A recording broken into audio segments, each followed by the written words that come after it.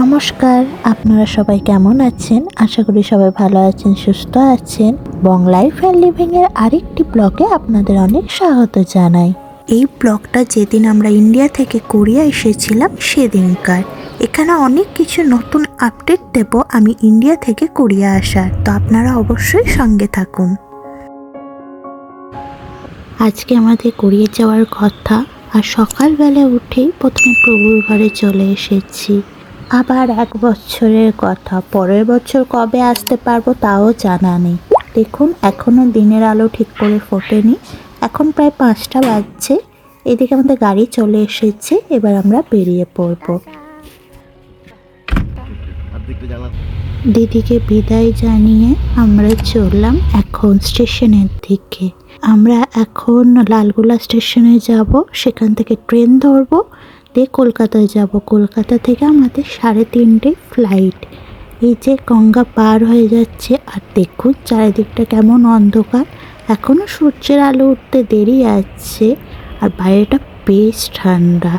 আমরা সকালে ভাগীরথী এক্সপ্রেস ধরছি, আমরা 11টা নাগাদ শিয়ালদা পৌঁছে যাব। সেখানে কিছু খেয়ে তারপর আমরা এয়ারপোর্ট চলে যাব। আজকে এই সকালে বেরোলাম, কালকে পৌঁছাতে কোরিয়ার টাইম অনুযায়ী বিকাল হয়ে যাবে। এই যে লালগোলা স্টেশনে চলে এসেছি, আর কিছুক্ষণ পরই আমাদের ট্রেন।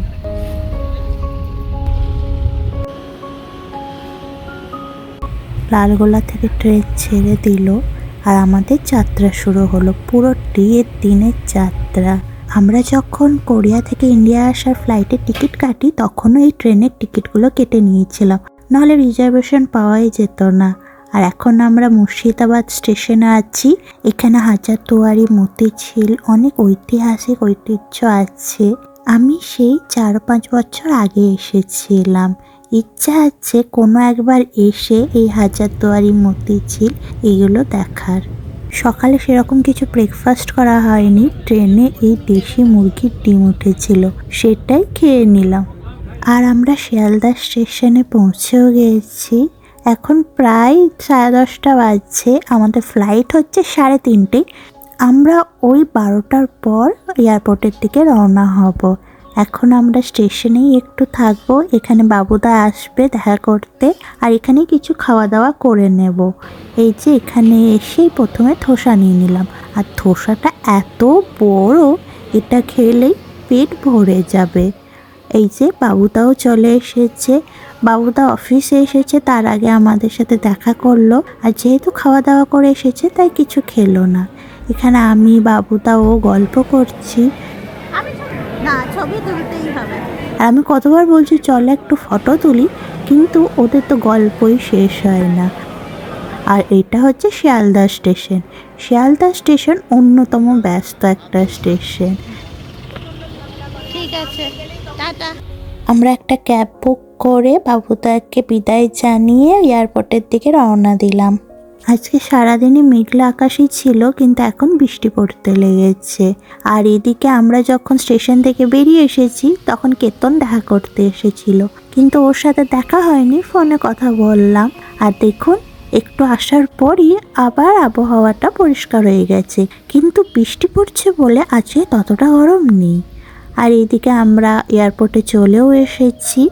এখন প্রায় 1টা বাজছে, এখন আমাদের 2 ঘন্টা দেরি আছে, কিন্তু সিকিউরিটি চেকিং, বোর্ডিং এগুলো করতে করতে প্রায় 1 ঘন্টা হয়ে যায়।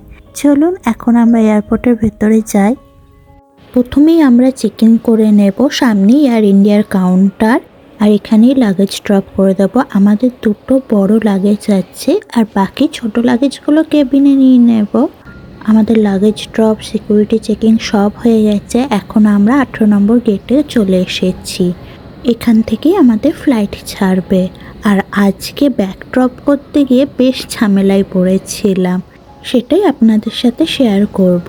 আমাদের 46 কেজি করে ইন্টারন্যাশনাল ট্রাভেলে লাগেজ ক্যারি করা যায়, এবং সেটা ম্যাক্সিমাম 2টো ব্যাগ। সেটা কিন্তু আগে ছিল না, এই আপডেটটা নতুন হয়েছে।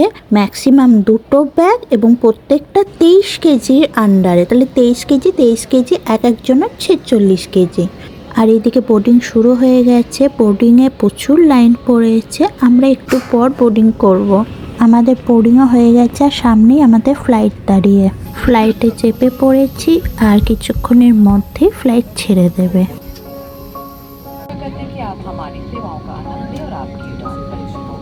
আর একটু পরে ফ্লাইট ছেড়ে দেবে। এখন ফ্লাইট রানওয়ের দিকে যাচ্ছে। এই যে ব্যাকে যাচ্ছে ফ্লাইটটা, কিন্তু ফ্লাইটে কোনো ব্যাক আর থাকে না, কোনো গাড়ি ফ্লাইটটাকে পেছনে নিয়ে যায়, তারপরে রানওয়ে থেকে এটা ফ্লাই করে। ফ্লাইটে ব্যাক আর থাকে না সেটা আমার জানা ছিল না, এই কিছুদিন আগে জানলাম, দিয়ে জেনে বেশ আশ্চর্য হলাম। এখন 3:21 বাজছে আর আমাদের ফ্লাইট ছেড়ে দিল। সময়ের আগেই আজকে ফ্লাইট ছেড়ে দিয়েছে।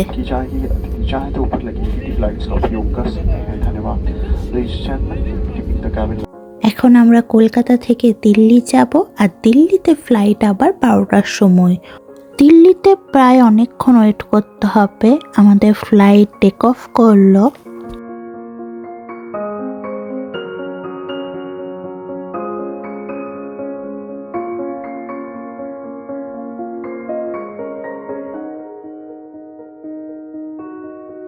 পাখির চোখের মতন শহরটাকে দেখতে অপূর্ব লাগে, আর এই মাঝখান দিয়ে গঙ্গা বয়ে যাচ্ছে, তার সৌন্দর্য আলাদাই।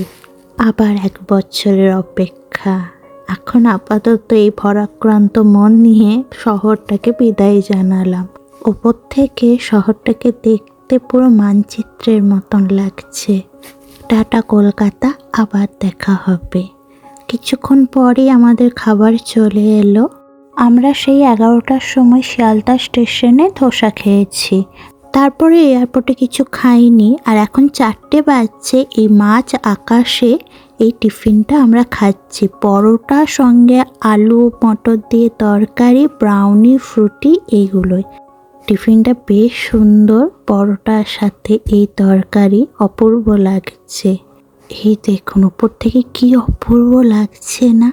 এই মাঝখান দিয়ে নদী বয়ে যাচ্ছে, চারিদিকে মেঘ ভেসে বেড়াচ্ছে, অপূর্ব সুন্দর লাগছে।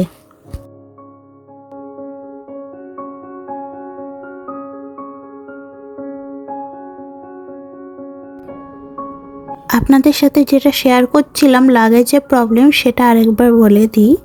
আমাদের একটা ব্যাগ 30 কেজি হয়েছিল আর একটা 17 কেজি। তো 30 কেজির ব্যাগটা আবার সব বার করে আর একটা ছোট ব্যাগে আমরা লাগেজে দিই। আমাদের টোটাল 47 কেজি হয়েছিল, যেখানে 92 কেজি নেওয়ার কথা, কিন্তু যেহেতু ব্যাগ আমাদের একটা 30 কেজি হয়ে গিয়েছিল, ওটা 23 কেজির মধ্যে রাখতে হবে, তাই আমাদের ওখানে একটু ঝামেলায় পড়তে হয়েছে। আমরা দিল্লি পৌঁছে গেছি, এবার আমরা ল্যান্ড করব।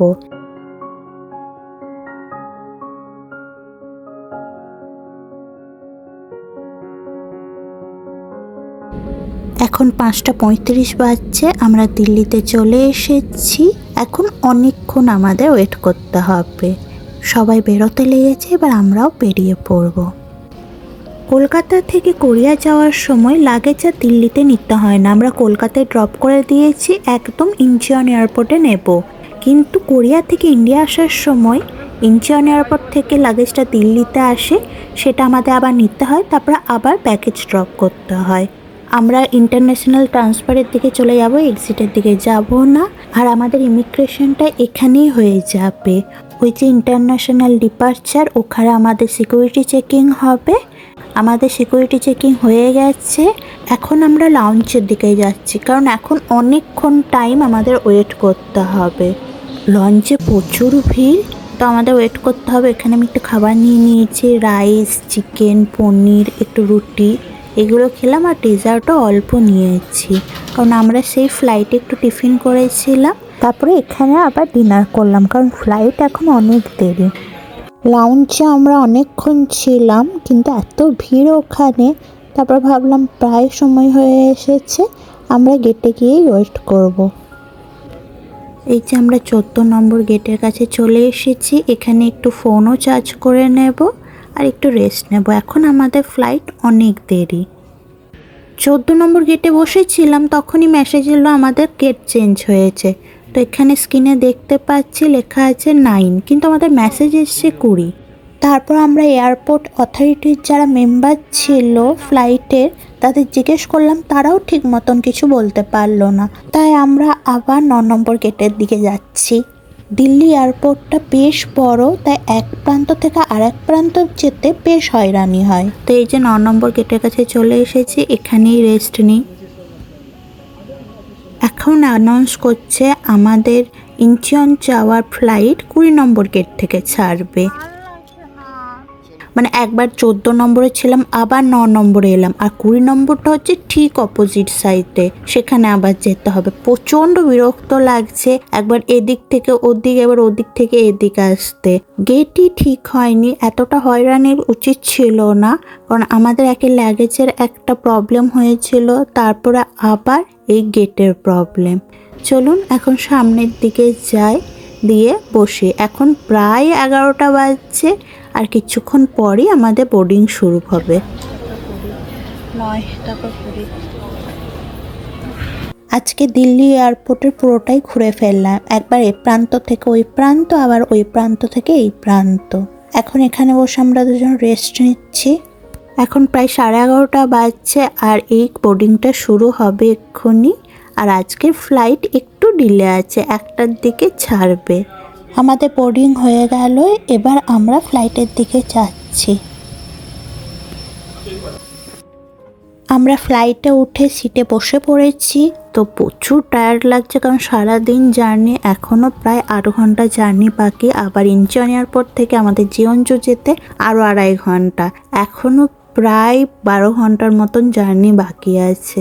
আর এয়ার ইন্ডিয়ার দেখুন স্ক্রিনে কিচ্ছু চলে না, মানে এখানে যে কোন দিক দিয়ে প্লেনটা যাচ্ছে রাতের বেলায় কিছুই বোঝা যাবে না, সাথে কিছুই দেখা যায় না। আসার সময় দেখেছে, তার উপর এই পুশ ব্যাক সিট ঠিক করে পুশই হয় না, মানে শুতে এত অসুবিধা হয়, কোমরে মাথায় দুটোতেই লাগে। এখন 1টা বাজছে, এই ফ্লাইট ছাড়লো, সঙ্গে সঙ্গে ওয়েলকাম ড্রিঙ্কও দিয়ে দিল, আর রাতে ডিনারও দিয়ে দিয়েছে। আগের বার ডিনার দিতে দিতে প্রায় 3টে-4টে বেজে গিয়েছিল, এবারে উঠেই ডিনার পেয়ে গেছি। 7 থেকে 8 ঘন্টা এভাবে স্ট্রেট হয়ে সারা রাত বসেছিলাম, পুশব্যাকটা কাজও করে না, তাই ঘুমও আসেনি। এখন সকাল হয়ে গেছে, এক্ষুনি ফ্লাইটটা কোরিয়াতে ল্যান্ড করবে। তো সামনের স্ক্রিনে তো কিছুই দেখা যাচ্ছে না, তাই ঠিক করে বুঝতেও পারছি না। এখন ইন্ডিয়া টাইম অনুযায়ী 7:30টা বাজছে, এখনই আমাদের ফ্লাইট ল্যান্ড করবে। তারপরে ইমিগ্রেশনের ফর্মালিটিস আছে, লাগেজ কালেক্ট করতে হবে। চলুন এবার নেমে পড়ি। এই যে আমরা নেমে পড়েছি, এবার যাচ্ছি ইমিগ্রেশনের সামনে।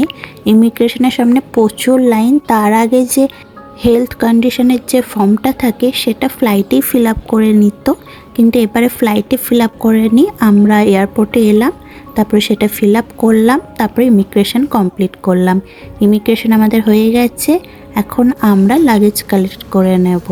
এই যে আমাদের লাগেজ কালেক্ট করে নিলাম, এবার আমি বাইরে বেরোই যাই, কারণ ও অলরেডি বাইরে বেরিয়ে গিয়ে বাস বুক করতে গেছে, কারণ আমরা ইঞ্চিয়ন থেকে জিয়ঞ্জু যাব, তাড়াতাড়ি গিয়ে বুক না করলে সিট পাওয়া যাবে না। আগের বার জিয়ঞ্জু যাওয়ার বাস প্রায় 4টের সময় টিকিট পেয়েছিলাম, ওই জন্য এবারে তাড়াতাড়িও বেরিয়ে গেছে। আমি এসে এই সামনের গেটে দাঁড়ালাম, যেখান থেকে জিয়ঞ্জুর বাস ছাড়ে। আর দেখুন ইঞ্চিয়ন এয়ারপোর্টের এই দিকটা এত সুন্দর সাজিয়েছে, অপূর্ব লাগছে, চারিদিকে নতুন নতুন লাইট আরও ডেকোরেশন করেছে, বেশ সুন্দর লাগছে। আর এই 13 নম্বর গেট থেকে আমাদের বাস ছাড়বে। এই যে লাগেজগুলো নিয়ে আমি এখানে বসে আছি, আর ও বাসের টিকিট পেয়েছে, 1:50 বাসের টিকিট। তো এখন বাজছে ইন্ডিয়া টাইম অনুযায়ী 9:36, কিন্তু কোরিয়ার টাইম অনুযায়ী এখন 1টা বেজে গেছে। আর কিছুক্ষণ পর আমাদের বাস ছাড়বে। তার আগে ফ্লাইটে যে ব্রেকফাস্ট দিয়েছিল সেটা খাইনি, সেটা খেয়ে নিই, দিয়ে আমরা বাসে উঠে পড়বো। এই যে ইঞ্চিয়ন এয়ারপোর্টটা সত্যি অপূর্ব লাগছে চারিদিকটা। চলুন এবার আমরা বাসের দিকে যাই। এটাই হচ্ছে আমাদের বাস, যেটা জিয়ঞ্জু যাবে। প্রথমে লাগেজগুলো সব ঢুকিয়ে দিলাম, এবার চলুন গিয়ে সিটে বসা যাক। এটা লিমুজিন বাস, কোরিয়ার লাক্সারি বাস। তো আমাদের বাস ছেড়ে দিয়েছে, এখন প্রায় 2টো বাজছে, আমরা 4:30 হতে হতে বাড়ি পৌঁছে যাব। 안전핀을 뽑은 후 노즐을 불이 난 곳을 향하고 손잡이를 눌러 112 또는 119로 신고하여 승무원들은 승객 여러분의 안전을 위하여 운전 중 휴대전화를 사용하지 않고 난폭 운전과 졸음운전을 하지 않는 등 안내드립니다. 승객 여러분께서도 차량 운행 중 안전을 휴대폰은 সেই কাল সকালে বেরিয়েছিলাম রঘুনাথগঞ্জ থেকে, তারপরে ট্রেন, দুবার ফ্লাইট চেঞ্জ, তারপরে বাস, তারপর অবশেষে বাড়ি পৌঁছাবো। প্রচণ্ড টায়ার্ড, এখনই 2 ঘন্টা ঘুমাবো, তারপরে বাড়ি পৌঁছাবো। কোরিয়ার আবহাওয়া বেশ মেঘলা। কোরিয়ার লিমুজিন বাসগুলো বেশ বড় হয়, অনেকটা স্পেস থাকে, সামনে আবার কে ড্রামাও চলছে। চলুন একটু শুয়ে পড়ি। পুরো এই 2 দিন ধরে প্রচুর ধকল যাচ্ছে, জার্নির সাথে বিভিন্ন রকম অসুবিধাও পড়েছিলাম, সেটাও আপনাদের সামনে তুলে ধরেছি। আবার কাল থেকে কোরিয়ার জীবনযাত্রা শুরু, সেই ব্লগগুলো খুব তাড়াতাড়ি আনছি। তাহলে ভিডিওটা এখানেই শেষ করলাম। ভিডিওটা কেমন লাগলো অবশ্যই জানাবেন, আর ভিডিওটা ভালো লেগে থাকলে লাইক, কমেন্ট, শেয়ার করতে ভুলবেন না, এবং আমাদের চ্যানেল বং লাইফ অ্যান্ড লিভিংকে সাবস্ক্রাইব করে দেবেন। আপনারা সবাই ভালো থাকবেন, সুস্থ থাকবেন। শীঘ্রই দেখা হবে নতুন আর একটা ভিডিওতে।